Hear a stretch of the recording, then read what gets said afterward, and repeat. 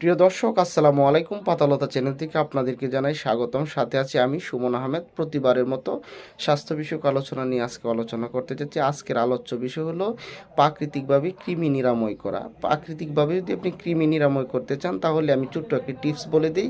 ওই টিপস অনুযায়ী আপনি কাজ করেন, ইনশাল্লাহ দেখবেন প্রাকৃতিকভাবে আপনার কৃমি নিরাময় হবে। শুরুতেই বলবো 8 থেকে 10টা পেয়ারা পাতা নেবেন, ভালো করে ধুয়ে পরিষ্কার করে নেবেন।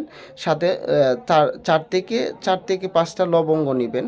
নেওয়ার পরে এর সাথে যোগ করবে রসুনের কোয়া 3 থেকে 4টা, এর বেশি নয়। সাথে 1 চিমটি পরিমাণ লবণ নেবেন। নিয়ে এটা 1 গ্লাসের থেকে একটু কম পানি নেবেন। নিয়ে এটাকে এই ব্লেন্ডার করবেন। ব্লেন্ডার করার পরে যে মিশ্রণটা তৈরি হবে, এটা আপনারা খেয়ে নেবেন।